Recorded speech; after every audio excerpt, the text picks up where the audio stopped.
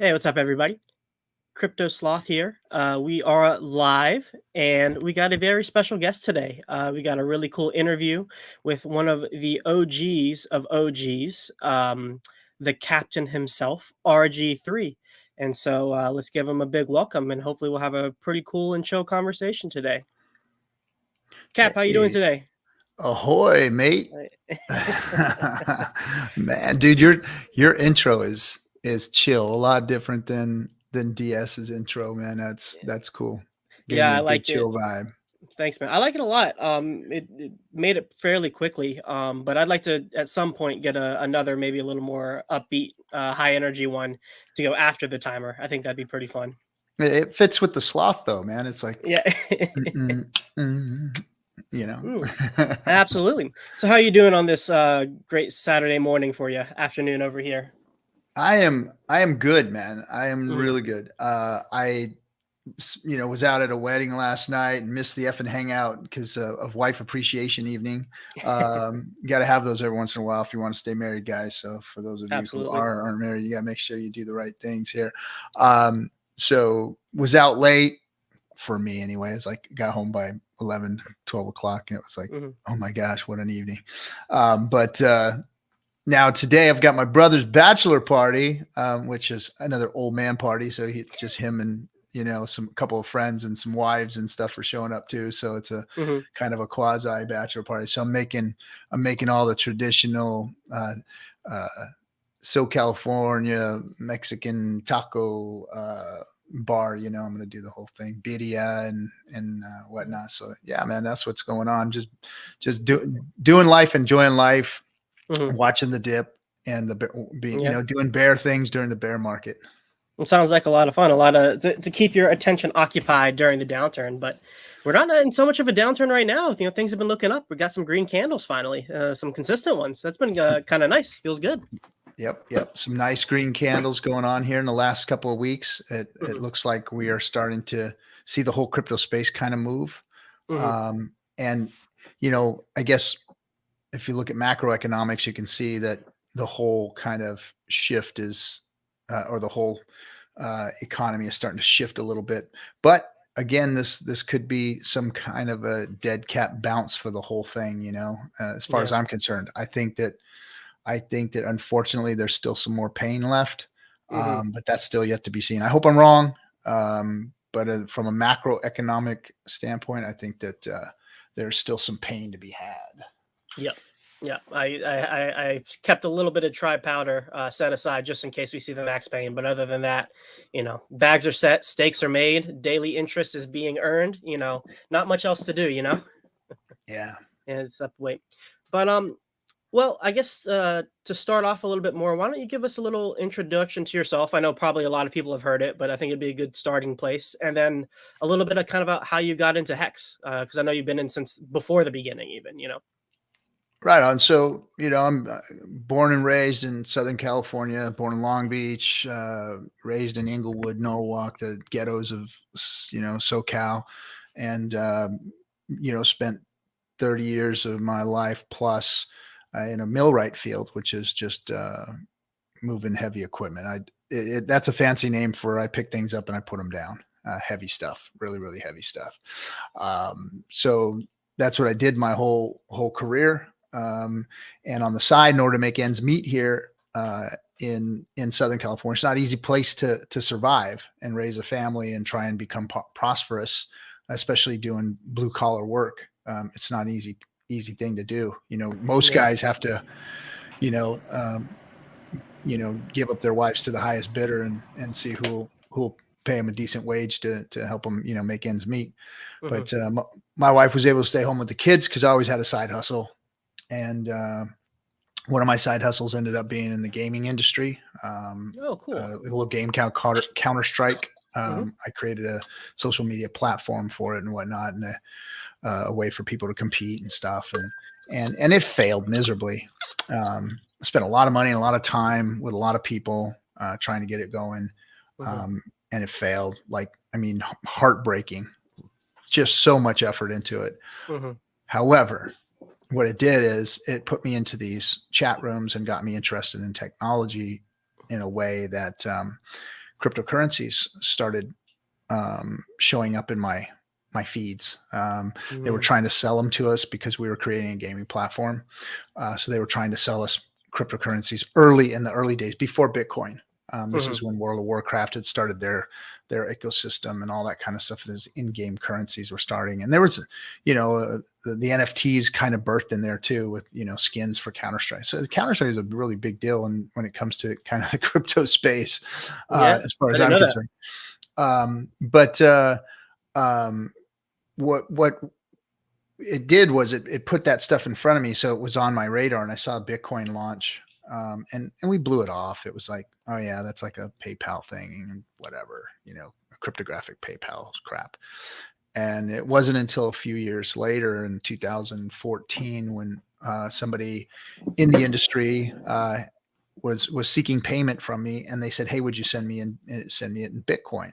And I Mhm. was like, "Oh, that cryptographic PayPal bullshit." And they're like, "Yeah, yeah, yeah. I want you to send me some." I don't even know how to get it, dude. So he sent me a Mhm. link. Go get a wallet and set it up, and you link your bank account. Blah blah blah. Do shit. So he onboarded me. I got the Bitcoin, and I sent it to him. Mhm. And there was about maybe $35 worth of Bitcoin left in there. And at that point, I didn't think anything else of it. And then a few months later, that was like the middle of 2014, about 2015, first quarter, something. Somebody asked me for some more Bitcoin, Mhm. um, and I was like, "What? Okay." So I opened up the wallet, and there was $800 in there, and I was like, "No, hold on a second, back up. What's going on here?" So I sent the guy his Bitcoin that he wanted, and then I was like, "Hold up." 800 35. All right, so now I'm reading the white paper, and for days I'm like, boom, on crypto, like Mhm. Bitcoin. What is going on with this thing? And I'm fascinated, and I'm like, this is world changing shit right here. This Mhm. can change the world. This is something that, I mean, I'm getting goosebumps now just thinking about how I felt at that moment. I was like, I can really take everything that I've learned and know in my work ethic, and go out and change the world with some shit like this.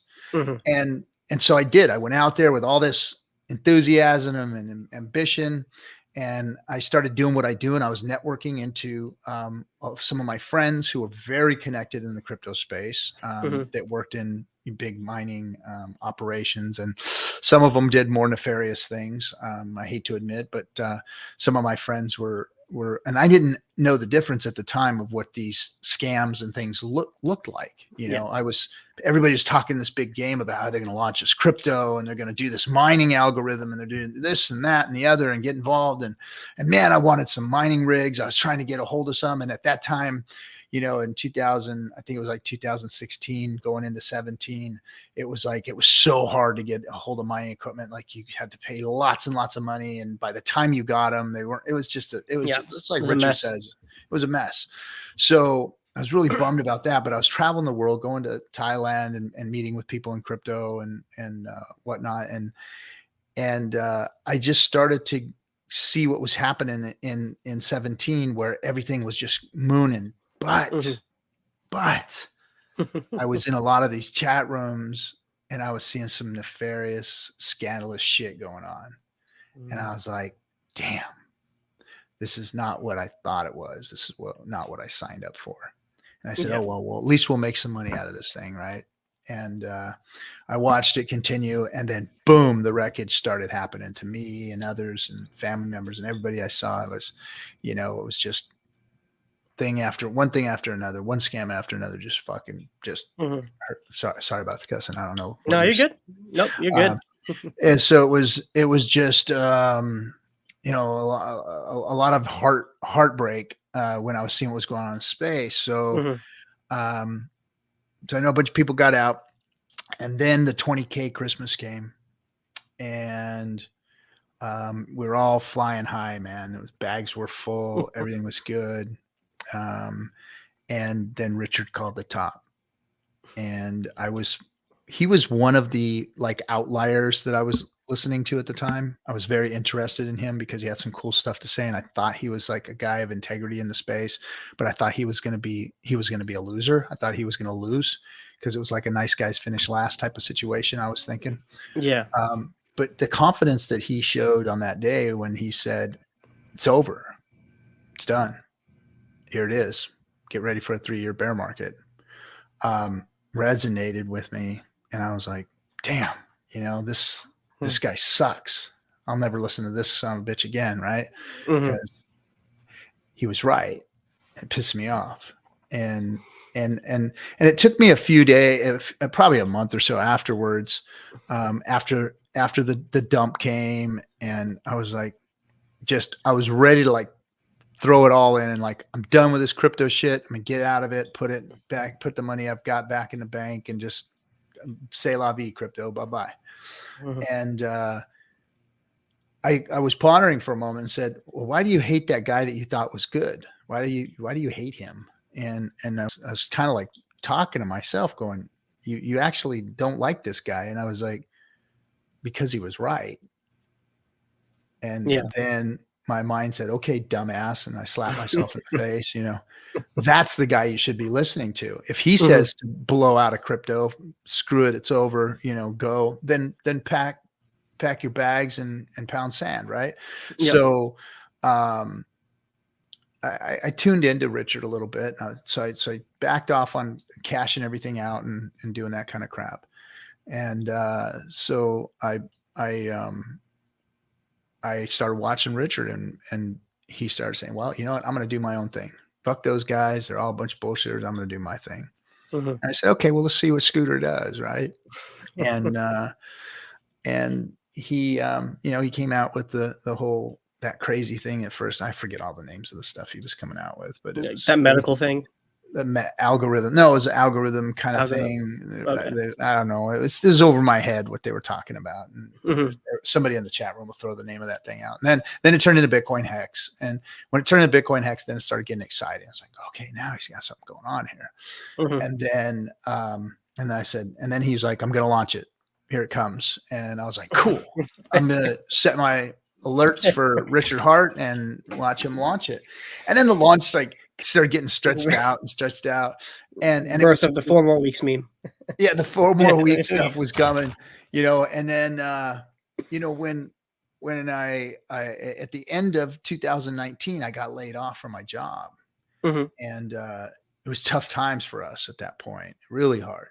So my focus was on, scoring a job and this and that. And then I kept seeing things pop about Hex, and I just kept, blowing it off. And then because of kind of like my life situation and everything, I missed day one FOMO, right? That's not a bad thing. It wasn't a bad thing. So I kind of got lucky that I slept. So I was in the Telegram rooms and watching everything going on and talking to people. Yeah, there you go. Fluid dynamics. That's what it was. There it is. Thanks, Crypto GameStop. And so I finally got my shit together one day. I had a new job going on, and I was like, cool. And then I just boom, I aped in to Hex at that time. Nice. And took all my crypto bags and put them in. And I was even fighting with Bittrex because I lost my 2-factor on my phone, and it wouldn't let me back into my account. So I couldn't get in. So I was doing all the hostage video, pictures, sending them, please give me my coins back, and dates. And I swear I'm me. I am me. And, then finally they, after a lot of this bullshitting around with them, I got my coins back, and that's good, and sold it all and put it all into Hex, at that point. And of course it was a great thing that I did. Trade of a lifetime right there. It was a trade of a lifetime. And then, a few months into it, we had a big dump. And that was from one of the guys trying to FUD, Hex out, and he dumped a lot of the crypto, but none of us,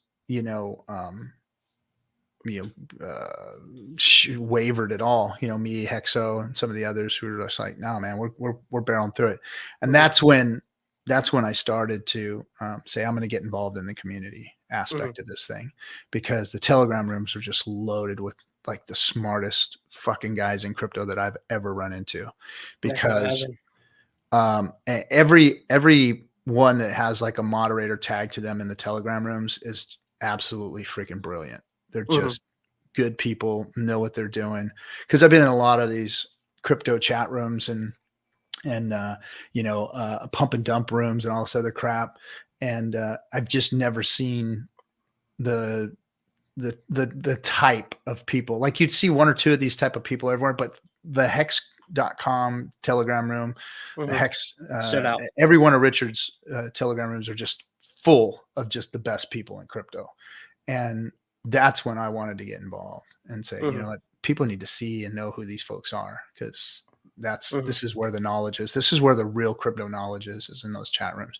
Not Yeah. just, our thought leader himself, Richard, but these guys. Yeah, even I've experienced that in some of the chat rooms I've been, like, some of the most learning I've done in crypto is just like 1 to 3 people, like 2 to 3 people just like going back and forth talking about something, in like some small Telegram group.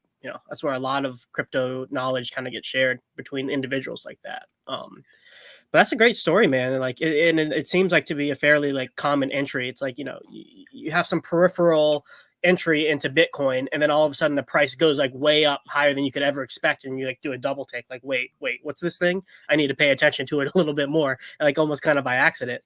And that's awesome that through all of that mess of like the 2017 ICO boom, that you were able to find Richard and all the noise, and then continue to listen to him throughout that downtrend into the 2018 bear market. I kind of had a similar experience with Richard too, because I pretty much bought the top of the Bitcoin Ethereum stuff, and I got in a little bit after he made his like famous top call tweet.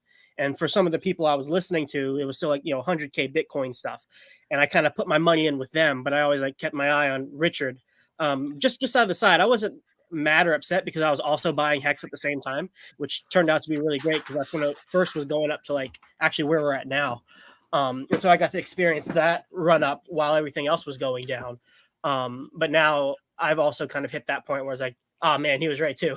Richard Hart was right again. He called the top again, even if there was a double top. It was practically absolutely right. Um, Yeah, and one of the things is, so I was listening to a lot of other people at that time, um, because I thought they were going to make me money, because yeah. they were in the know, they were doing these things, doing that things, but I Mm-hmm. knew their character. I knew it. Mm-hmm. And the thing that made me gravitate and then ultimately slap myself in the face and say, that's the guy you need to listen to, is that the reason I gravitated to Richard, because I liked his character. I liked Yeah. who he was. I could tell that he was down. I could Mm-hmm. tell he was a good dude. Like, he was real, and he wasn't like all these other guys. He Mm-hmm. wasn't doing it for the money per se. He had values, and I could Mm-hmm. see it in him. And he didn't have to say it. You could just tell by who he was and how he acted and how he operated that Richard was a trustworthy guy.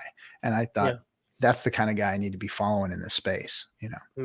So is that kind of one of the main reasons you got into Hex before it launched was Richard? It was kind of like a jockey bet, It or was the were only any? It reason. It was the was the only only reason. reason. Mm-hmm. I didn't know what the hell Hex was. I didn't Mm-hmm. get it.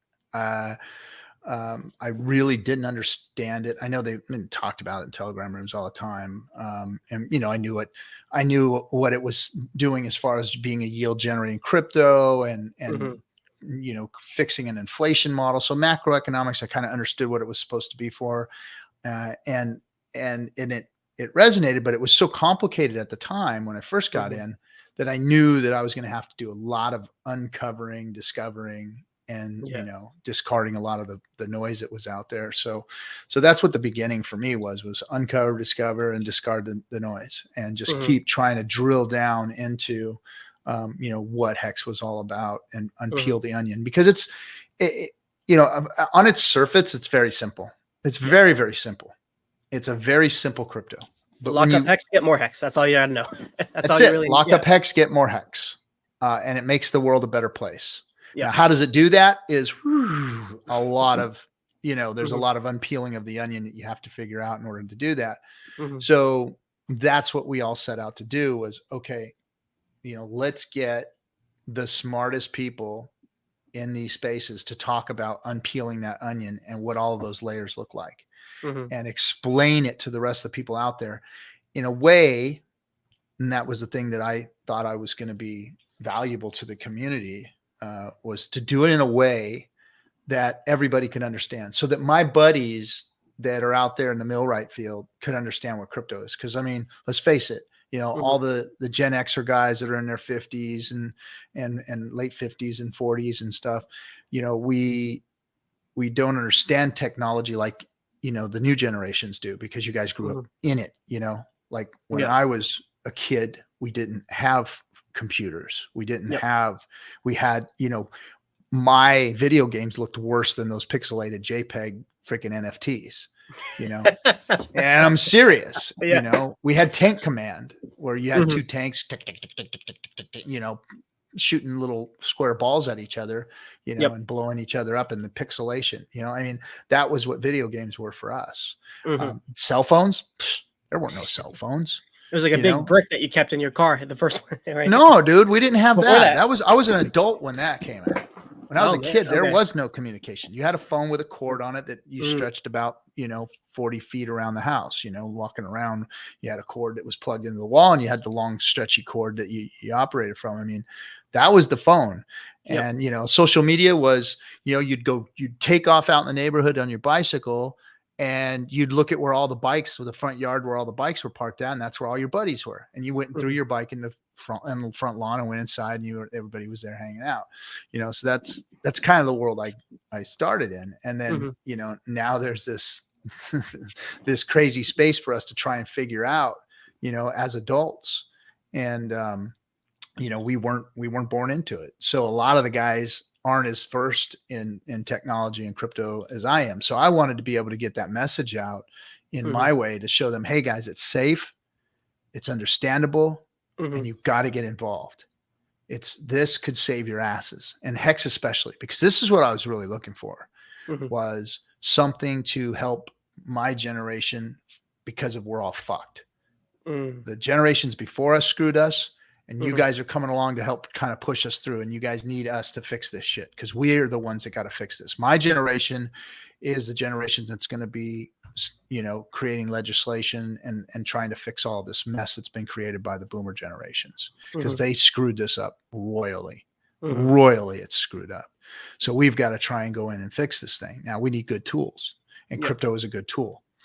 It hasn't been until Hex, Mhm. and a lot of people step back when I say that, especially in the spaces I'm in now, because I'm in the political space. Mhm. I'm talking to big companies that want to bring the metaverse to the world and all this stuff.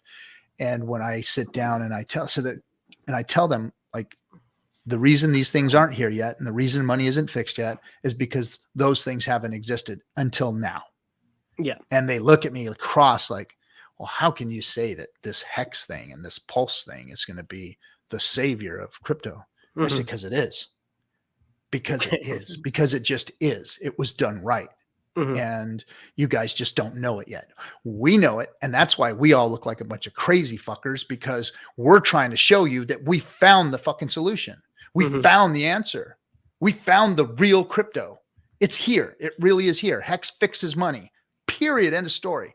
And when I say that, people look at me like I got fucking lobsters crawling out of my ears. Mhm. And, and I understand where they're coming from, because they've been told this by a lot of other PT Barnum motherfuckers out there lying Mhm. and stealing in the space. And now some dude that thinks he's a freaking pirate with a bandana on is, some Gen Xers, and they're telling them, hey, this shit's going to fix the world, and I'm going to show you how. I Mhm. get it. I know why it looks like shoddy, but you Mhm. know what? I'm just trying to get attention. Say, hey, the time is now. The Mhm. crypto is here. And that's what, we're making this movie about, is to try and, get the word out to people, because, social media sucks. It Mhm. fucking sucks, man. You know why? Because there's people in it, Yeah. and there's too many people There's and the too many people. opinions, and everybody gets to say whatever the hell they want and talk over Mhm. each other and bag on each other and meme each other to death and all this other Mhm. bullshit, so social media is hard to market in. Mhm. But there's traditional spaces out there that we can, like, the movie industry. Yeah. And I think that that's where we should be, putting our focus in getting the word out, because we're going to reach more people that way than any other mailer or any of this other stuff. Come on, we all get mail. Mhm. We all get, ads on billboards. We all get, ads in subways and on buses and all this other crap. But when we sit down and we watch a movie and we see things inside it happen into people's lives and whatnot, it makes us interested in those things. Mhm. And so without really directly marketing to you, it draws interest, because you get to see an in-depth story. With a Yeah. two-dimensional ad, you don't get to see a story, because Mhm. see, cryptocurrency has to tell a story. Mhm. It takes the most successful marketing has been person to person advertising, meaning you sit down with your mom and dad, your bro, your sister, your neighbor, and you tell them what you know, and you sit Mhm. down and tell them your story. Like my story. My story is so easy for me to tell because I've told it a million times to people who have asked me, "What's this crypto thing?" Well, let me tell you. Let me tell you my Mhm. story and how I got involved and why I got involved. That's the most powerful thing you have, because we all have a sphere of influence. There are Mhm. people that are going to listen to you, and there are people that are not. And the people that are going to listen to you, those are the ones you want to tell your story to. And once you Mhm. go in there and tell them that story and show them how to onboard, then now you're doing something, because they have a sphere of influence. Yeah. And they may not trust you, because they may know you. It might be your mom, and she's like, "Honey, I've seen you screw a million things up. Of course, you're going to say Mhm. this is good. You screwed this up too." And it's Mhm. like, "Well, let me show you some successful people, mom, Mhm. brother, sister, whatever. Let me show you some successful people that I'm involved with." And Mhm. you show them a Richard Hart video, you show them a Hexo video, you show them Crypto Coffee, you show them Mhm. some people that have come to some level of success already in this, and you push them out to go get some more information. It's like, don't trust me, just trust my judgment. Yeah. Trust my judgment on this. And Mhm. so then, you send them out, and that's been the most valuable form of marketing that we've had in this crypto space, is For one sure. telling one and then pointing them to the information, pointing them Mhm. to hex.com, and then letting them see it for themselves. And I think that works better. Now, doing it on a mass scale in a movie, Mhm. in multiple movies, I think is a way to get to more people, to bring more people into the space, to bring more people into curiosity Absolutely. of hex.com, and then getting involved with the community, because that's how crypto is going to grow. Mhm. Um, Yeah. Satoshi didn't build anything else on Bitcoin. Mhm. He made Bitcoin, and Richard has done more than his fair share of bring products to us. Mhm. He built Hex, and us, the community, took out and marketed. Richard has never given us a dime, Mhm. not a dime. He's rarely even praised us for being, what we're doing. So to be completely honest, it's the most purest form of what a crypto community is supposed to look like. No expectation of profit from the work of others. We've never expected anything from Richard, and he's never had to do anything for us. He's never done anything for us other than, "Hey, bro, can you come do this chat with this guy?" Or, "Hey, can you Mhm. come on our show?" Or, and that's about the extent of what Richard has done for us. So it's really a pure form of a community that's been developed, which is what a crypto is supposed to be. Bitcoin failed its community. Ethereum failed its community. XRP failed its community. ADA failed its community. Why?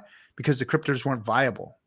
Mhm. Bitcoin, everybody gets mad at me for talking shit about Bitcoin. Well, it deserves to have shit talked about it, but it Mhm. also deserves its props. And I give it its props for being the first, for being the Mhm. most marketable and the first and the most liquid. But that's not because of its design or because it's bitching and cool. That's because people don't know what it is, and there's more liquidity in it.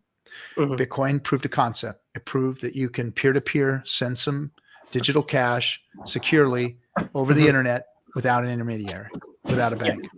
It proved that. That was it. Stop the double spend and prove that you can send it back and forth. Great start. Thank you, Bitcoin. Next, Mhm. Ethereum. Now we can program this shit to do cool stuff. Okay, proved another concept. Thank you, Ethereum. Great coding language. Solidity, it rocks. Yep. You can just forget that bad code that Bitcoin's wrote in. Now we can make real good code, and we can make this stuff do things. Cool. Oh, but you fucked up. Bad network, bros. Bad Mhm. network. Didn't scale properly. Screwed everything up. Good try. Move on to the next thing. Mm-hmm. Hex. Wow. Hex. You really outshined Bitcoin like nobody's business. You're more secure. And here you are after almost 3 years, still running strong. No problems, no bugs. Check mark. You did a great job on beating Bitcoin to the punch on how things are supposed to look. Good job, Hex. Okay. Now Ethereum needs a replacement because the scaling model is horrendous. Proof of work. None of us like proof of work anymore because it's wasteful garbage, unnecessary. Don't need to be, locking up all of the video cards in the world to go send to China to create mining consortiums or gangs to mine Bitcoin and waste energy and do all that crap. Now we can go to proof of stake, and that's what Richard's attempting to do. Now, Pulse Chain has not proven itself. Pulse Chain hasn't even launched, but I think that it is going to be the answer to what Ethereum started in the very next improvement. Some of the other side chains attempted, but they failed also. And these things have all failed their communities because they failed as cryptocurrencies. And a cryptocurrency community is supposed to have a crypto that backs it. And once we have one that backs the community, then the community can grow and flourish. And that's what we're seeing here. The Hexican community is getting bigger and bigger and bigger and bigger. We started out with a handful of people when we first turned on the button and Discourse Syndicate went live. And we had, 5, 6 people in the room. And they grew 30 and 40 and hundreds. And now it's it's growing up to, some of our streamers like Coffee, he's out there and he's drawing in more than some of the bigger streamers like Tone Base. He's crushing their numbers. And that's because he's smart. He's well put together and he knows what he's talking about. And he's got a crypto that has backed him 100% every step of the way.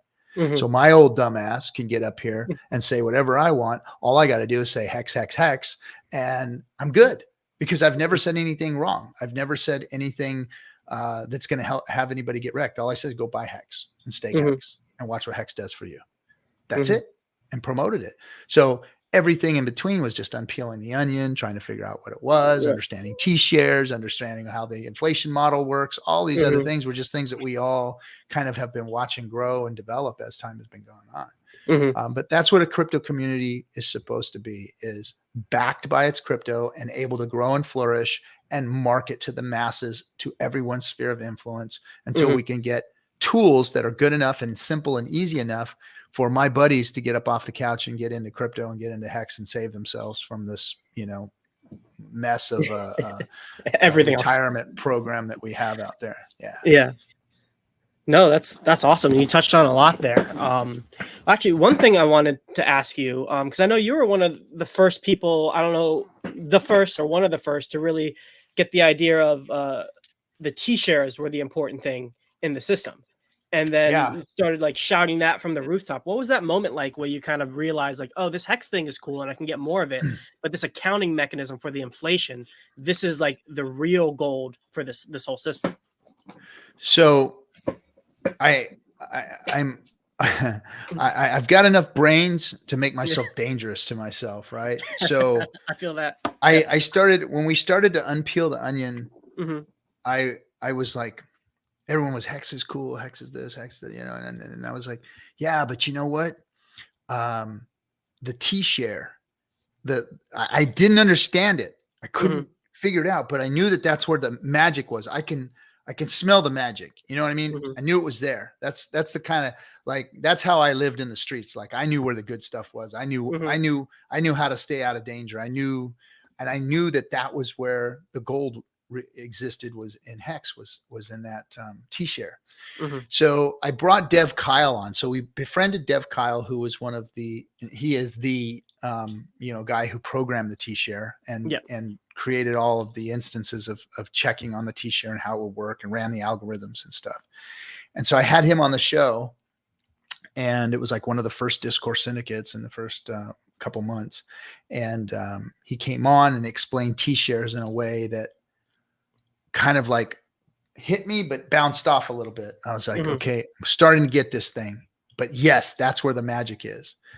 And then I spent like the next couple months just diving into the T-share and what it was. And as we were getting closer to big payday, I had realized that I had made a huge error, Mhm. and I realized how important the T-shares were at that point and how rare they were going to be and how Mhm. expensive they were going to get. Now, remember, T-shares were 60 cents at this point. Yeah, that's So we're crazy. paying 60 cents per T-share and not thinking anything of it. Mhm. And then I started looking at how the ROI was going to starting to change and how it was going to start moving up. And I said, there's a big error here. I staked too short. And a lot of us OGs staked like year and a half. I had Mhm. some 15 years and I had some 10, some 5, some longer stakes because I was staking per event. So I was like, okay, birthdays, maybe a graduation here for my kid, this kid Mhm. or graduation. So I was just kind of like sort of timing out the years of my life and what it would look like and what I would want to see some stakes coming in at. And so I started staking that way. But most of my stakes were the first year Yeah. after big payday to Mhm. cash out, get some, Yeah. get some Get that extra scratch, hex. Yeah. get some scratch, man. If Yeah. this thing goes to a penny, we're gonna be sitting pretty, And That was the dream one, though, back in the day, a penny. that was, oh, dude, that was Yeah. like a penny. That was Moon Talk. Yeah. That was Moon Talk. Was a Songs are penny. written about a penny hex. Yeah. Yeah. So I Mhm. um, decided that the T shares that I had, and it was also because of Staker app, because Mhm. Staker app had this ranking system, Yep. this The whale, Staker shark, leagues, Staker class. dolphin, and stuff, and it's like, oh, I want to be a higher whale or a higher shark or a higher dolphin, and it was like, okay, well that took T shares to get. So just in that little thought process of that, and then looking at my stakes and going, wait a second, these things, I've got less T shares because I didn't stake long enough. Mhm. And that's just gonna be money. And these T shares are gonna be very, very expensive. Right after big payday, we're gonna see a big pump Yep. in T shares. And we all figured that out. There was gonna be a big pump. And if you look at the chart, Yeah. right on big payday, there's a big pump. Yeah. So we had figured that out because this stuff is programmed. Yep. It's math. It's just math, stupid. Now this is before whales even came in and started doing math for us. Mhm. And we said, okay, so everybody, I've got some bad news for you. You got to hit the emergency unstake button. Mhm. Anyone who's staked out, anybody who's hit their 6 months, and has stakes that are a year out from there, into after big payday, you need to nuke those stakes and restake them right now. Mhm. And that was blasphemy. Like that was the first time I got shade from the Hex community. Yep. Was like, you never hit the emergency end stake button. You never touch that button. What are you thinking? What are you thinking? Mhm. That's for pussies. That's for weak hands. That's for paper hands. What are you thinking, RG? And I was like, no, guys, you don't get it. You don't get it. You are going to literally change your hex bag. I went back in and everything that was over 6 months, all the way up, it was all the way up into big payday that I was Mhm. doing this. Like I had a stake in December or something like that. What big payday came in, I forget. Big payday came in December, right? And I had a stake right before that in November that was ending, or that was coming up to 6 months. It was going to be 6 months because at 6 months you could pull all your principal out. Mhm. So that stake there was the last stake that I was going to be able to pull and restake for more years. Mhm. So I pulled that last stake out and I was unstaking for about, 5-6 months there. And I was emergency end staking everything that was just principal and went, Mhm. okay, I just lost all that time is all I lost. I lost about 8 months of time or whatever. And so boom, I staked it out further and I made staking ladders. So I Mhm. made a staking ladder that was, every single month. And then at the quarters, I made it a bigger payout every month. So I nuked all those stakes and restaked them out. And when it came back and I looked at my T shares, I literally gained 1/3 more T shares by doing so. Wow. And because of that, my bag is monstrous, I bet. taking that extra 1/3 of T shares. Mhm. And just, I'm glad I did it. And I get messages to this day from people that say, you know, we did the same thing. We did the same thing. So that was kind of our introduction into T-shares, and then kind of gaming the system. Mhm. And even Richard said, "Hey, I didn't know Yeah, you guys were going to do that shit." it You reached know, him. and Yeah. He yeah, it talks about did. it all the time still. And so we did. So we used that emergency end stake function as a feature, Mhm. and it helped us. Now it's not to say that you can do that now if you Mhm. have big payday stakes. You don't want to, because then you lose all You that. So you will. got to do Yeah. the math on it and see if it's worth it to you. But if you do, um, if you did make that mistake Mhm. at that time, it was important to do so to get more T-shares. The Yeah. T-shares are the most important part of your Hexagon wealth. Yep. If you want hex wealth, you need to gather as much T-shares as possible. And that means Yep. if you're dollar costing in, which most people are dollar costing in, Mhm. because now T-shares are expensive. And hex, because it's not like it was in those days where I can just talk like, oh yeah, just buy you a big bag and stay in 15 years. No, it's not it anymore. Um, what it is it's about creating a plan for yourself. So everybody's different, of course. Mhm. Everybody's different. Everybody has a different risk tolerance. Everybody has a different time horizon. Like, you're a young man. You've got 3 15-year stakes left in you. I'm an old fucker. I got one 15-year stake in me and I'm out of here. Mhm. So that's, my situation versus your situation. My money situation is probably different in income than yours. Mhm. And so everybody has to look at that. However, if you're dollar costing in and you're Mhm. setting up yourself for success, like, I'm going to go from 15 years and work myself backwards as to what my staking situation should look like. Am I Mhm. going to do a situational stake where it's, life events, and then maybe a 5-year income ladder, like, or a Yep. 2-year income ladder or whatever, and then roll that income ladder all the time? I Mhm. like I like a 5 to 6 year ladder because that's like the median stake length. So I think Yep. that gets you the You most don't get value. diluted as much. And then you bring that 6 years, and then boom. So you always have an old 6-year-old stake coming in every single month after 6 years. Yep. That's a solid chunk of interest, that you've got 6 years of interest in. It's not 10, but it's just enough, it's Mhm. just enough to start creating an income value. So that's what I like, 6 years. That's just my thing. But I think the most important thing for people to realize is that once you do develop the strategy and the amount of money that you can put in, Mhm. and how you're going to build it, is to start from the 15-year point Yeah. and then work your way backwards. Yeah. That's the most Um, important thing. I think so, because because T-shares are going up in Mhm. value, costing you more hex. So getting those T-shares, those big T-shares early, are important, Yep. and buying the weaker T-shares or the weaker T-share length, uh, you know, uh, Mhm. after you've already started is I think less important. So Yeah. I think starting out And at 15 and working your way back is how you do yeah. it. And there's a big psychological component to that too, where like you've made that first big one for 15 years and you're like, all right, I'm locked in. I've committed to this for this amount of time. It kind of helps you set that foundation to continue to work to cost average in and then follow through with your plan over time to build whatever ladder or whatever ladder or hit whatever dates or goals you have for the system, you know? Yeah. And that story that you told, I've heard you explain it before, and I've heard other people describe it before, where there was like this light bulb moment in the community right before big payday, the months leading up before it, where it's like, oh, we need T-shares, we don't need more hex, we need more T-shares, and we need it for longer. And that whole, I wasn't there for that time. I got in, around 3 cents, so much later than that. Yeah. But that story really exemplified to me, one of the powerful things about the community and about hex overall, and it's that there's this code that just exists out there on the Ethereum blockchain. Yet there are these people who have kind of conglomerated around it and are having like this collective conversation over time to understand like what the hell exists and like how are we interacting with it and how can we maximize it.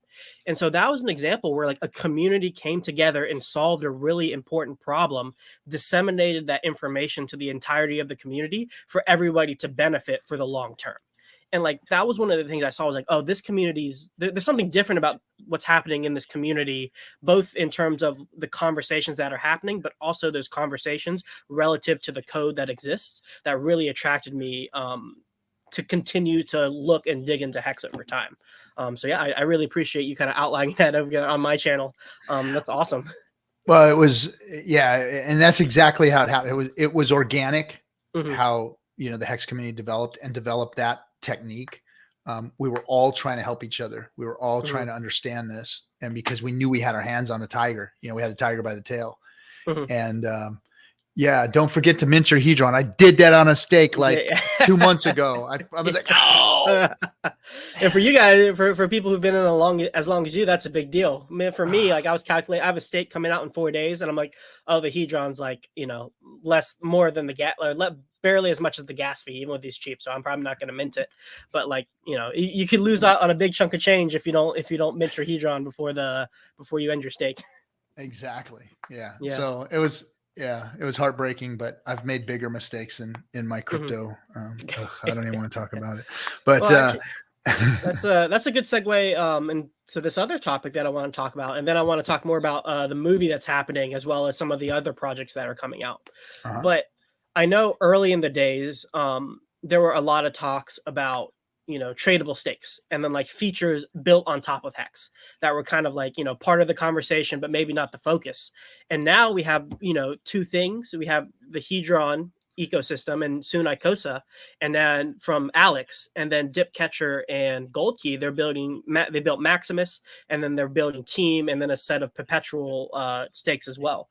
What has it been like to kind of watch some of these things that were talked about in the early days come to fruition and honestly do very well? How's that experience been?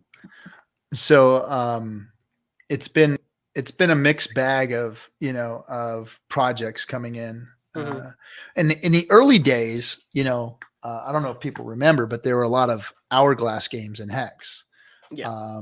And Trayvon was part of those, and some other folks were part of those. Richard was endorsing them, like, hey, it is what it is, but people are building stuff on top of Hex. Look, you could build things on top of Hex. Yeah. And it's funny because literally Richard was, saying, hey, I ain't endorsing them, but in a way he was endorsing them by letting the guys, by saying they're something. there, and they're building on Hex, and I'm glad people are doing stuff with it. Brings attention, blah, blah, blah. And then we started seeing outright scams get built on Hex. And it got ugly. A lot of people got wrecked. So that was like our first sting and first rollback into the innocent community that we were into this almost Hexican maximalism, where a certain sect of people were like, I ain't touching jack shit that Richard Hart didn't make himself, and I understood that point. It was the safest place to be. However, I do remember something that Richard said was, you guys go fucking build it. I ain't building it. You build it. This community is supposed to build shit. Yeah. So as a community, leader, developer, voice, whatever, I wanted to make sure that people didn't get wrecked, but we didn't gatekeep and censor people that were trying to build things. Yeah. So I had to try to walk a tightrope in the middle of it, and try to be optimistic and open to other projects, but make sure that people weren't doing something nefarious and hurting the community. Yeah. So I had a very tough position because that's when the drama started, right? So the first thing was when we were just Hexicans, it was outsiders trying to dox me and death threats and all this other stupid crap that they were doing. That was whatever, big deal. But then the Hexican community started coming at me. Like somebody would come on the show and talk about this thing or that thing. So there started to be a lot of infighting between like maximalism and then people trying to build things. Yeah. And I've just been, trying to like give a voice to the people that are building things and saying, hey, look, guys, community, do your own research, be careful, and look at this stuff. And I'm depending on you guys to go out and audit their code, look at what they're doing, find out who these people are. Mhm. We should be doing that, not coming sideways and stabbing these guys in the neck. You know what I Yep. mean? But like, let's give an objective view and speak to these things as we see them. And Mhm. and and a lot of people, they have a hard time with that. They have a hard time with trying to be diplomatic, trying to be rational. Mhm. They just go off on whatever for whatever reason and start, just jacking people and trying to bring them down. Mhm. So um, I've always been in the school of, you know, let's see what Scooter does on his own here. Let's see how he does, Mhm. and let's be open. Let's let people talk. Let's let people be who they are. Let's let people be open, and let's not Mhm. censor them. And usually, what I find is these people, they hang themselves if they're doing Yep. something wrong. You give them enough rope, and they will. And just always keep an eye on it. And it's like, well, I'm not going to invest in it if I don't know what it is. And until enough smart people in the community give me enough good information to tell me that this thing is okay, I ain't Mhm. getting in or endorsing it. But I'm telling all you guys to look at it, take a good look at it, and appreciate them for the work that they're doing. You know, Yep. and not just come at them sideways, just because they announce they're going to do something new. I mean, I Mhm. see somebody announce that they're doing something new, and then boom, there's like, there's a handful of Hexkins that are already ganking them in the neck. It's over with. They're done, and Mhm. that's not cool, man. It's this community's got to grow and develop from within. The Mhm. smartest people that I said in crypto are in Hex, so let's let them go and do those things. Mhm. All these guys, like Gold Key and all these guys, they're smart fuckers, man. They know what they're doing, but of course, validate what they're doing first. What do they call that? Don't trust, verify. Don't That saying. trust, verify. That's Yep. it right there. Don't trust, verify. And then, and if you verify it and it works and it's something that's good for the community, like Alex has proven himself to be a good actor in the community. Yep. And I don't go out and endorse, Hedron. I don't have, streams about Hedron or whatever, but fucking Mhm. guy did good work, man. He's a Hexican. He did dev work. He built something good and it's working. Mhm. Um, and it looks like it's going to be something good for the future. And he's coming out with another product that's going to improve on what he did the first time Mhm. and kind of fill in a couple of gaps that he thinks that he missed. That's innovation. That's work. That's good stuff. So my hat's off to him for doing what he's doing. Mhm. Now, of course, the jury's out on how it all comes out in the end, Mhm. but it looks like he's done a good job. So all I can say is that. And the man's given me tokens for free, Yep. safely. So Mhm. how can I say anything ill of it? Mhm. It looks like it's working out for the Hex community, his products. So, and then the other stuff too, that I don't know as well as I do Mhm. know Hedron, because I just feel that he's been the most um, he's been the most forged in the Yeah. community right now as far as his product goes, and it's very Yeah. young still. So Mhm. yeah, so everything else still has to prove itself, but man, give these guys enough rope and enough time to prove themselves to you. You know, Yep. it's about trust. Mhm. This space is filled with, and I trusted Richard. Mhm. That's what it was. Is that I put my trust in him, and I think that's what I try and do to the community. Is, hey guys, I want you to trust me. So anything I do or anything that I'm coming out with, I'm trying to develop that trust with the community. So it's about trust, and in order to in order to trust somebody, you have to give them that. Yeah.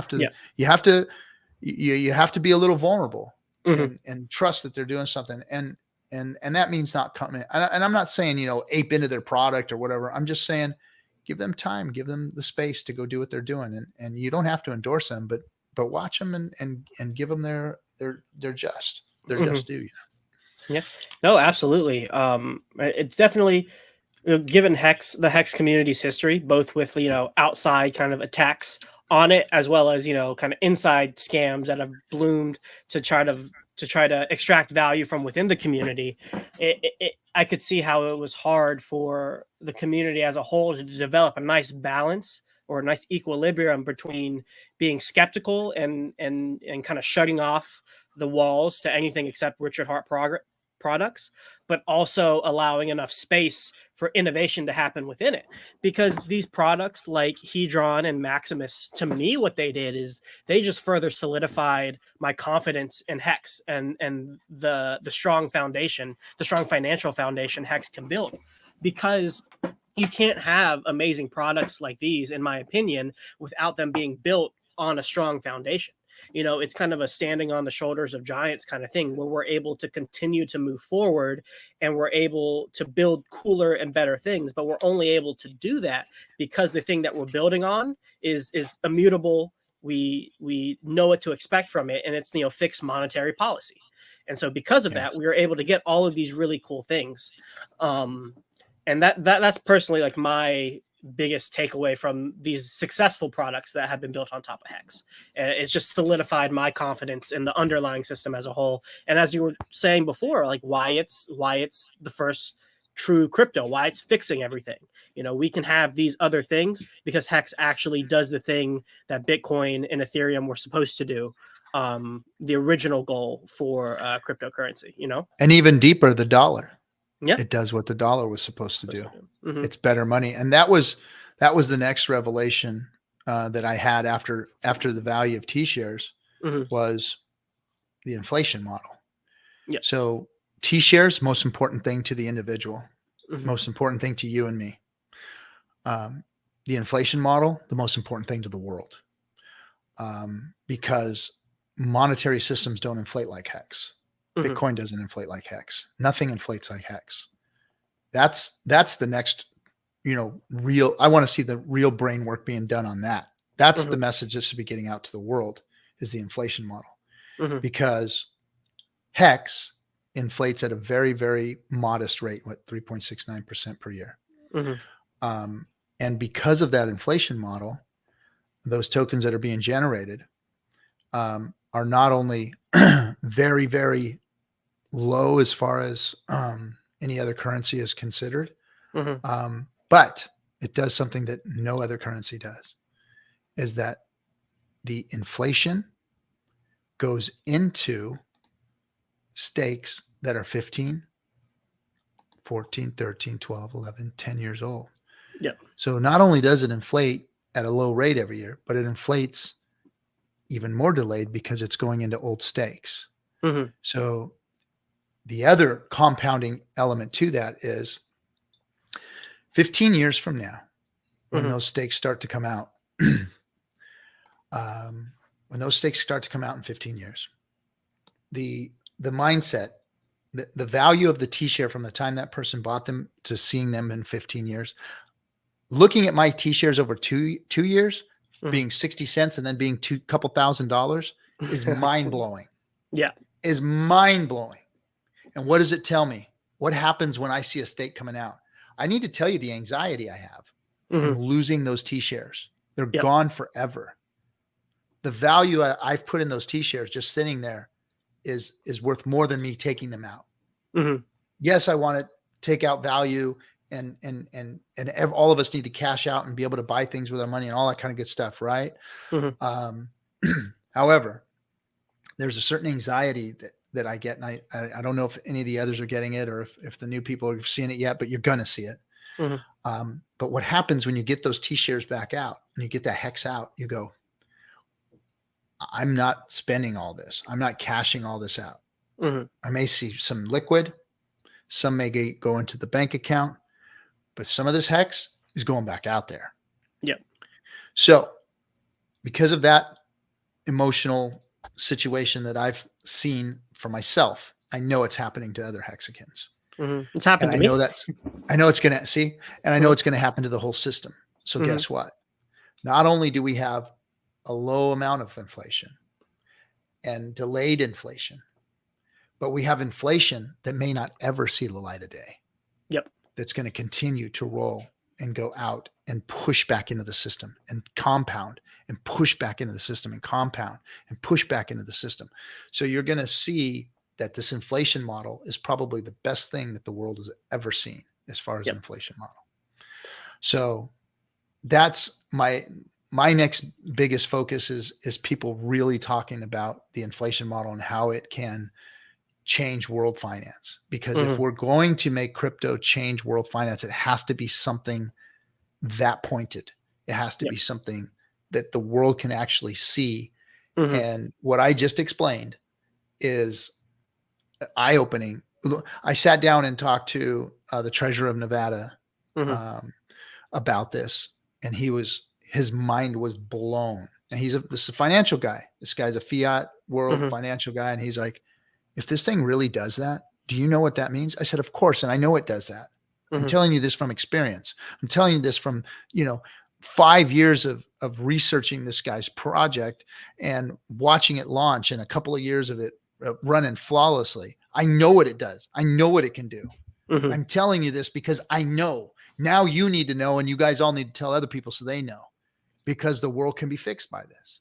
Mhm. It's that important. It's that fucking big too.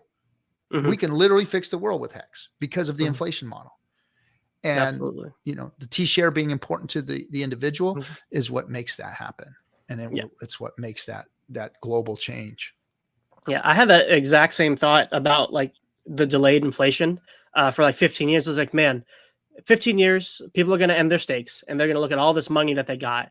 And then some of that inflation is just never going to see the market because they're going to want to preserve their shares over time. Like if you have this financial instrument that has made you so wealthy and, you have extra liquidity now with products like Hedron, where you don't even maybe even need to touch your hex if you want to pull out money for your day-to-day life. You know, Exactly. now all of this inflation that typically would hit the market to cash out, we're just getting punted out 15 years because you're trying to preserve whatever else you can of this thing that has gotten you to the point of financial freedom. Like you don't want to give that thing up. You want to keep it. No, You want to preserve it because it's it's your golden giving you goose. exactly. You don't want to kill the golden goose and start eating the wings. It's like, nah, man, I ain't killing this thing. Mm-hmm. When you got a goose this good, you just got to cut a little piece off it at a time. And people come Yep. up saying, why is your goose missing a wing and a leg? Well, you got a goose this good. You got to eat them a little bit at a time. It's missing a wing and a leg, but it's still laying the golden eggs. I'm okay for now. I haven't killed it Yep. yet. Yeah. Yep. Good. It's going to lose a beak. It's going to lose Okay. both wings. It's going to lose Yep. both legs eventually, and its Yep. tail. But it's going to keep laying eggs for me for a while. Exactly. And that t-shirt rate's going to go so high up in 15 years, you could restake everything, interest and principal for the max out, and you're not going to be able to get it back anymore. Like they're gone. That your position relative to your previous position, you're just not going to be able to get that back. That's going to be an interesting day. But that passion that you bring and that excitement that you have and sharing it with people is that's derived from this inflation mechanism that incentivizes that creates a positive feedback loop of behavior that reaches like a Nash equilibrium kind of thing where everybody benefits from it.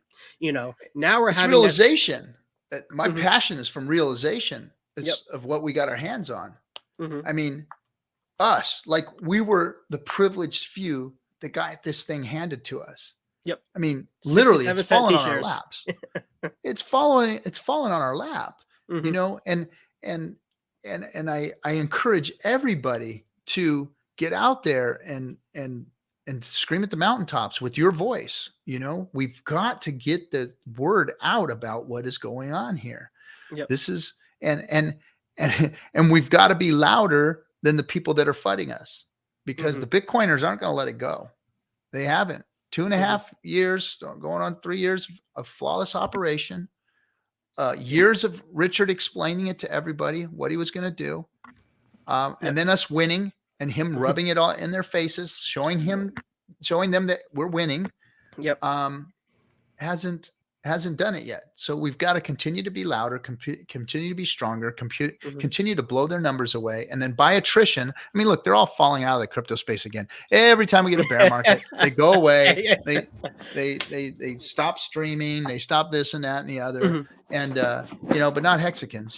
Hexo took his vacation. He's like, I'm back now. 500 more days, guys. I'm every day I'm pumping out content. Because why? Because that's what we do. Yep. That's what we do. We get We 500 keep more days of going. Hexo. You got 500 more days of Hexo. Yeah. Yeah. I think that's the perfect segue into talking about how this new movie is going to encapsulate everything that we've just been talking about into a one digestible, compelling narrative that's going to be distributed out to the masses. And I know you have a pretty cool little uh promotional trailer, kicking ass and working out. Yeah. And I know Oh you've been. yeah. I guess I don't know if I could tell you this. I guess I could tell you the story. Yeah, go I ahead. guess you'll be the first. So I'm a fat ass. I weighed about 218 pounds. Hmm. Um, Today I weigh 178 pounds. Oh, Um, congratulations. Thank you. But that's due to Ryan Hefner and a good buddy of mine out here that's training me from Iron Elite Fitness. Hey, so how to So I show have a up. yeah, so I have a trainer. Yeah, I just show up and do what they tell me to do, and it's working. So they got the old guy in shape. They got me losing weight. They've got me trimming down. Abs before 55 is my goal. That's next month. So part I was just getting my workout regimen going at the time, and Patrick, the director, said, "Hey, we're coming out to film with you. Can we do a gym scene?" And we got this thing picked out and all this. So he picked out this CrossFit gym. Now I'm not a CrossFitter. I go Mhm, in and I throw the iron around. I stay away from stuff that's going to hurt my old man shoulders and stuff, and I mhm, don't do like regular bench presses anymore. It's real tough on you. So I do a lot of different things, a lot of dumbbell work and whatnot, machines. And so these guys call me all the way across town. Like, I need you to go all the way over to here into this place. And they got this CrossFit gym that they're going to do it in. And so we go in the CrossFit gym, and I'm late. It's late at night. Got to get it done. And they're all set up and ready to go. And I'm a little pissed off that they jig me all over town.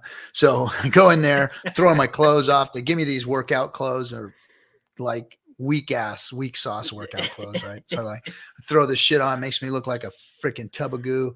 And now they're like, okay, we want you to walk through this hallway and come out here, and we're gonna introduce you to some equipment, and you're just gonna do some workouts.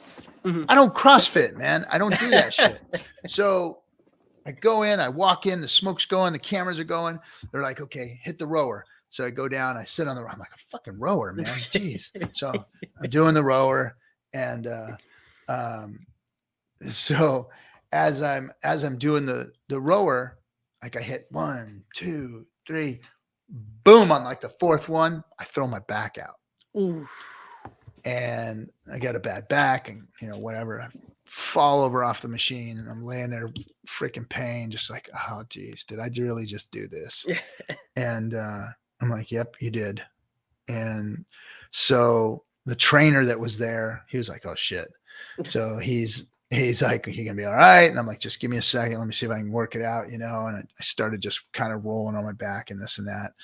And they I got it to a point where I was like, okay, I can do this. I can do this. And it was about 15 minutes of just kind of everybody tense, like, oh shit, do we have to, Mhm, cancel this thing or whatever? And so I started doing the box jumps, mhm. and that was hard, but it was I working out. bet. And then I did the tire flip, Mhm, and my back is just killing me, mhm. right? I'm doing this tire flip, and then he's got me doing military presses, and so we got done doing. They tried to make me do a rope climb, right? Mhm. And when I'd grab onto it and I'd wrap my foot around it, my back would just like I couldn't get the strength to do it with my back. So yeah, so that whole badass looking scene You're a was pain. me doing that whole thing in like withering pain and fat as hell with Oompa Loompa clothes on. And it was just, oh, freaking This stupid. probably makes it more impressive then. I I guess, get. but then like literally the next 3, 4 days after that, I couldn't walk. I was like Oh, hunched. I was bent over, like yeah. in an L shape walking around. So, it was, Mhm. we did the scene. It was cool, but man, I was hurting for a couple weeks right after. That's for sure. Oh, I bet. Well, what about the rest of the movie? How is you're pretty involved overall with it. I know you're not part of the team making it, but I know you've been working very closely with them as they've been getting film. So they brought the movie Mhm, to us to the community, mhm, and my partner Kinetics, he saw the value in it right away and mhm, said, "Dude, You don't have a choice. We got to do this. Mm-hmm. And I don't know if you know mine and Kinetic's relationship, but it's like he's gotten me into so many different things, trying to, let's do this, let's do that. And it's been like one thing after another. Mm-hmm. And we've done really well. Don't get me wrong, as far as putting things together for the community. But I'm always like trying to like, okay, dude, let's chill on this, hold on.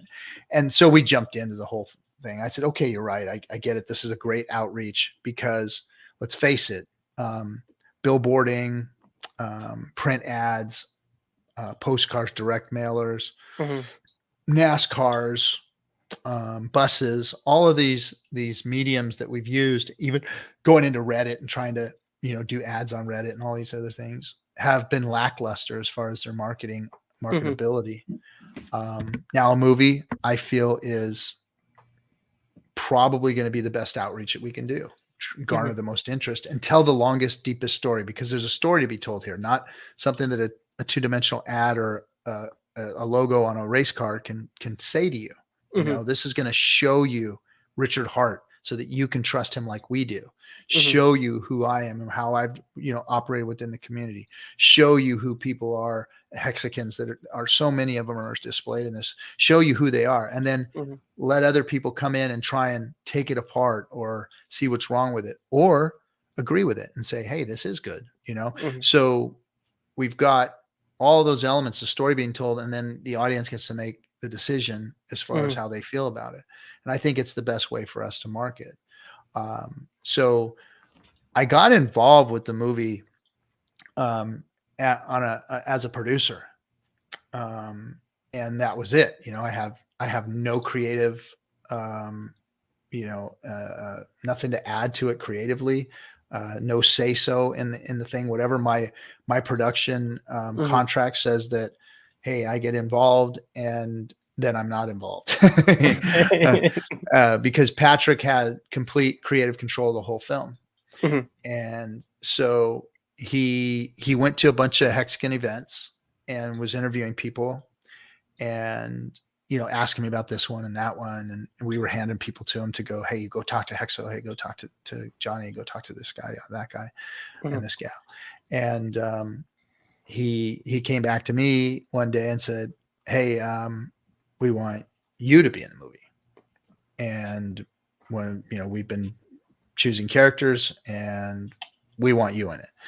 So my role changed as far as producer to actually working in the film and being in the film, traveling the world, kind of filming things and doing things. And, went to Florida to see Rackham, and we filmed there, and we filmed in London, and I filmed in Oregon, and here, of course, and they embedded in my house and did filming here. So I just been traveling with them and making the movie and providing content as far as, what's going on in the space as we've, it's kind of a historical of the last year or so of what Hex has done. So there was a lot of things going on. So they'd come to me. And then they were looking for somebody who was ready to ape in. It was at the top, right? When we were at the top, they were looking for somebody who was ready to get in, who was a noob.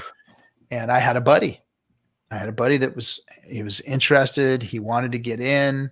He's done everything with me as far as business wise goes, but he wasn't in crypto and Hex at the time, only because I quit telling people about anything at that point. I was just, because so many people got wrecked in crypto before, with me trying to get them into this and that and the other. So I just kind of left it alone.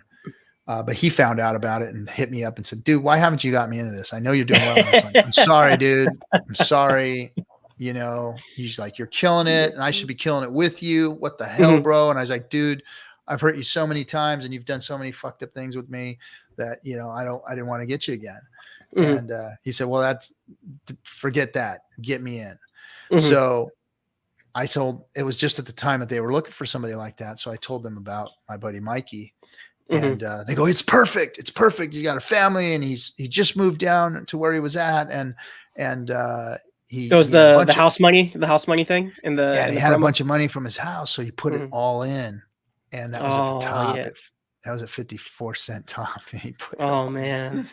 So So in the film at this point, it appears that he's being wrecked because of it. But you Mhm. know, he's got so much confidence in it. He's sacrificed. Oh, He's that's put more in, mhm, and he's in deep. He's in neck deep, and mhm, he has complete confidence in it. Now, his wife's not happy, and she's mhm, still calling bullshit on it. You mhm, know, my wife's not happy because you know I got them in at the top and stuff. So everybody's like, you know, you mhm. screwed him. You screwed him, man. But he and I both know that's going to be just fine. Right, yeah. You know, we're in a dip, and he's going to see all-time highs again. So all of these things are in the movie.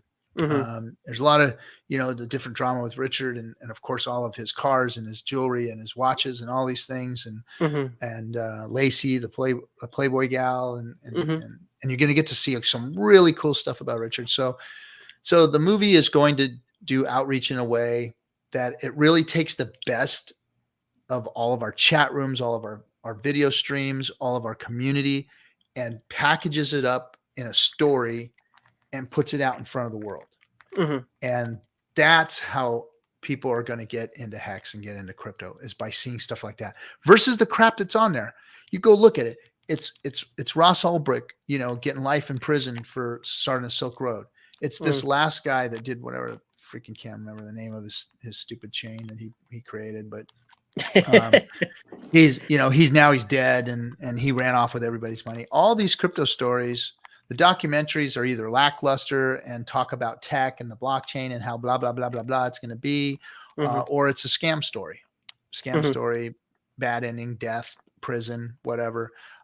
So how about telling a real story about, you know, a crypto that's actually doing something good, about a founder that is a good man that did something great, mhm, about community members that are trying to create outreach, mhm, and about people trying to prove them wrong, mhm, trying to prove us scammers, trying to prove us negligent or ill-informed, when in mhm. all actuality, we teach them. Yeah, well, So we've already won. that's, we already We won. won. We already won. They just don't We know it already yet. won. They They just just don't don't know it know yet. it. Yeah. No, I called the end of the war a long time ago, man. I Yeah. called the end of the war in my streams a long time. This war's over, guys. Put your guns down. We won. Mhm, We won. It's time for peace, and now we just have to go out and educate, mhm, because they tried to come at us, mhm, but we destroyed them. We destroyed them. And Richard did it to every single one of their influencers, and we mhm, did it to all their communities and the rest of the world that fudded us. yeah, Anybody that's tried, we've destroyed them. They mhm, lost, we won. Now it's time for us to go out and pick up the pieces, make the peace, and show them who's fucking boss. Show them who's the king of the hill. Show them who was right, because it mhm, was us. It was the dirty old pirate. I was fucking right, and you guys were wrong. All of you influencers wrong. I was right. mhm. This guy that had no business being an influencer in the crypto space was right, and you motherfuckers were wrong.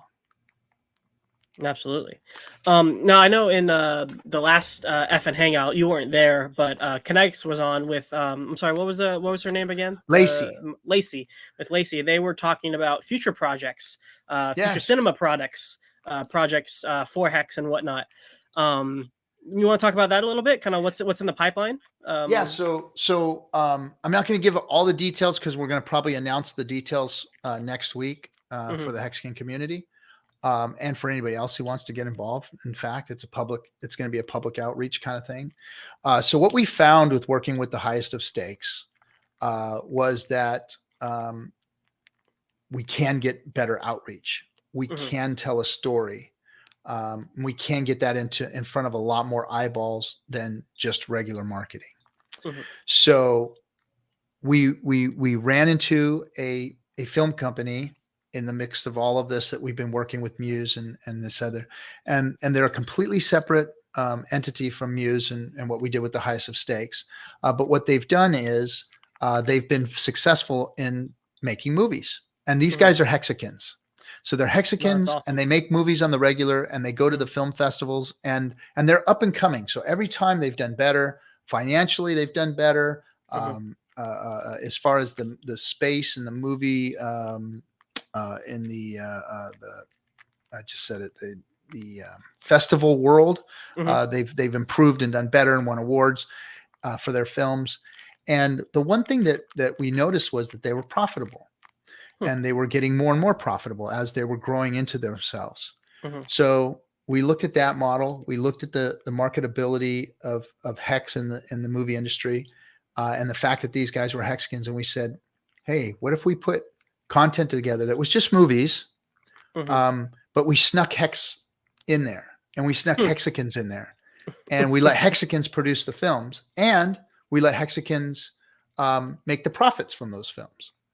So let the community develop it as far as financially, let the community profit from it financially, and let the community actually be in the movie. So if you bring a certain amount to the table, then we can put you in the movie, and we can, give you cameos, and we can do a concert scene where everybody has Hex shirts on, or we can do billboard ads, or we could have little things where people are talking about it, or certain characters. So subliminal messaging, subliminal messaging, not necessarily a movie about Hex, but like a horror movie with some Hex content in it.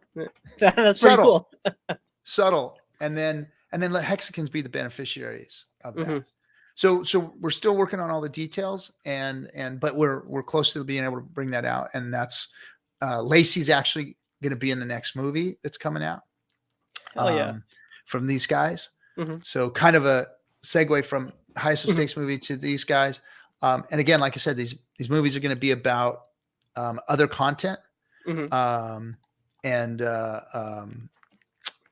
Then we're going to inject Hex into it and put Hexicans at the production, the producer end of it, so that they're actually benefited from the financial benefits of the film.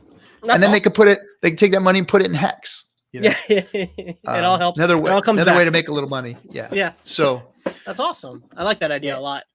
So it's kind of a perpetual, marketing plan. So that people can get involved. So instead of we raised $600,000 for a NASCAR sticker. That was crazy. That was a crazy time. Just on Twitter with Motley, just like, hey, let's get this, and then people gave money. I was like, whoa. And that was, a great idea, great thought, great work, great effort. From the driver to Motley to everybody that did work on it, but it fell flat. It fell flat. Driver didn't come in. We didn't get as much as we want out, but it was a great learning experience, and it proved what we can do as Hexicans. Yeah, it was a big proof of concept. It was a big proof of concept, and my hat is off to them for doing that. However, how can we, and Richard even afterwards came at everybody hard, like, hey man, let's put this money to use in a better way. So I think that the movie industry and, putting Hex content out there in this little subtle way is a way to get recognition. And then another way for us to do another all Hex movie, or a sequel to the Highest of Stakes, or, and then point all these things that way, so that Hollywood in general, or the movie industry, the platform movie industry, is seeing more Hex content, more crypto content, more crypto interaction within the movies. Yeah, just getting those impressions within that. And maybe it's just a scene where two guys are talking about, they go in, and this guy's a miner, and he's got miners all around him, and he's got a Hex hat on, and he's like, I'm dumping all this stuff, and I've got new things going on, and that's just part of the scene, and it's just, well, what the hell was that all about? That sounds like Big K scene in the Highest of Stakes. Oh yeah. Just so little things like that we can do. The guy talking to his father about a retirement plan or something, and he's saying, I've got everything staked in Hex, so I'm good. And, so anything that can be wrote into a movie that can bring awareness to crypto, awareness to what Hex is and what it's doing, the pulse chain and that, I think is going to go a long way, and help tell a better story, and help direct people into seeing better information. So yeah, absolutely. Well, that is That's really cool. I'm really excited about all of that now that you've kind of explained that, and maybe you'll see a Crypto Sloth cameo in some random movie with the Hex shirt on one day. Heck yeah, man. Yeah, that'd be awesome. But RG, it's been a solid hour and a half. I think I've taken up Yeah, enough of man. your time. I know it took a little bit us to get the scheduling right, but it was well It worth the did. wait. This has been an awesome conversation. And as a newer person in Hex, I really appreciate all the work that you've done before with the educational content, forming the community together. It really helped me get to where I'm at within the Hex ecosystem and crypto as a whole. And I really appreciate all the work that you're doing to continue to further the community, sharing it with everybody and expanding it to help kind of, bring this awesome product, bring this awesome financial instrument to help as many people as possible. It's really awesome work, and I appreciate it a lot. And I know everybody who's viewing does as well. Yeah. Is there anything you'd like to kind of leave the audience with, the people on the replay, people live today? Yeah. Keep it up, Hexicans. Keep doing your thing. Keep supporting the Hex community as far as outreach. Get out there yourself. Mm-hmm. And if you can't, point them to all of us that are. And to you, man, Sloth, thanks for reaching out to me and asking me to come on. And it did take us a while to get this together, but I like your work. I'm watching you stream. I appreciate you. You're one of the good ones. Keep it up. Keep going. Whatever I can do to support you, let me know. And we'll have to do another follow up here. Absolutely. At the very least, we'll do a follow up whenever Pulse Chain comes out. And we'll have so much more to talk about, everything to talk about under whatever coin you want, whatever you can think of, man. We're gonna be able to talk about it. There's no shortage of content once it comes out. But real quick, to all the people who have watched from the beginning till now, everybody, all 25 of you that are still here, I really appreciate your viewership. It means a lot. Thank you for spending this morning or afternoon with me. I think tomorrow I'm going to do another quick stream, do a ICOSA AMA, as well as a walkthrough of the testnet. I know some people have been asking about that. So that'll be a fun little stream I'll do. And then other than that, I have an erratic streaming schedule, so I'll pop on whenever I pop on. But Captain, thank you so much. It's been an awesome conversation. Can't wait to watch the rest of your work, and I look forward to appearing on more streams with you in the future. See you, my man. Have a good one. All right. Take care, everybody. Let me put the